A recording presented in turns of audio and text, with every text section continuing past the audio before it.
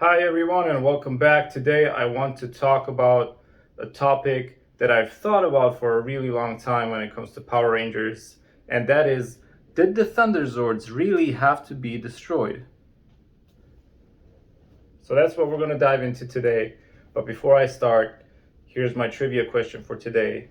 Which Zord is the first turtle-themed Zord in Power Rangers history?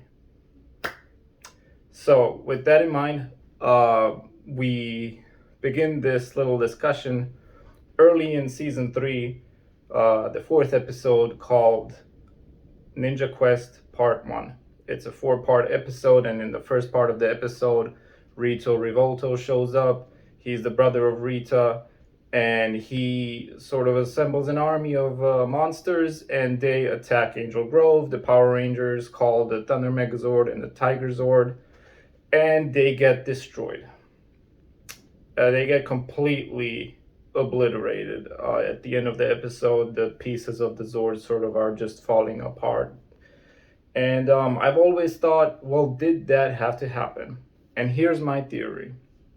So at the time, there were technically 3 other Zords available to fight that were not called during that fight.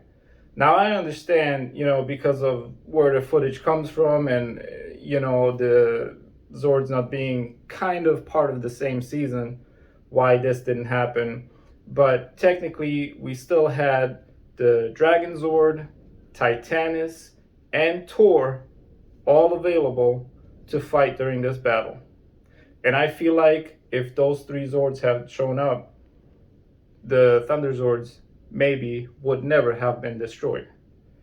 And we know that all 3 Zords were still available because the Dragon Zord had recently been called upon in season 2.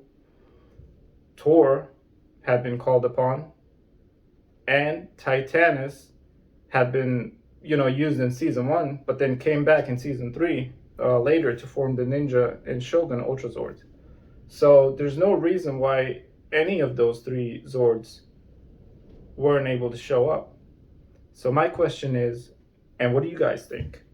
If those 3 Zords had shown up, would the Thunderzords had still been destroyed or not?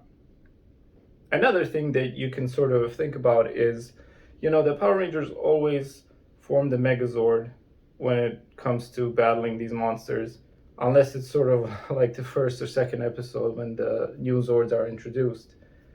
Why is that? Why don't we see more individual Zord battles? That's something that I liked in Beast Morphers, because we saw a lot of the individual Zords battling, not necessarily seeing just the Megazord all the time.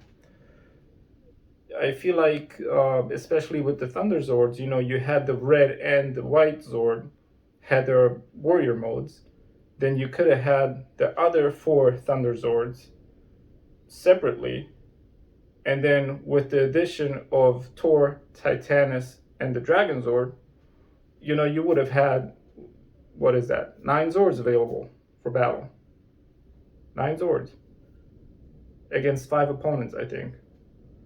So, just something that I've been thinking about for a long time. What do you guys think? And then to answer your question, it was kind of something that I had already discussed during this video. The trivia question for today: which Zord was the first ever turtle-themed Zord in Power Rangers? And it is none other than Tor. And we only see Tor in season 2, and unfortunately he does not show up in the battle against Rito, and the Thunderzords get destroyed.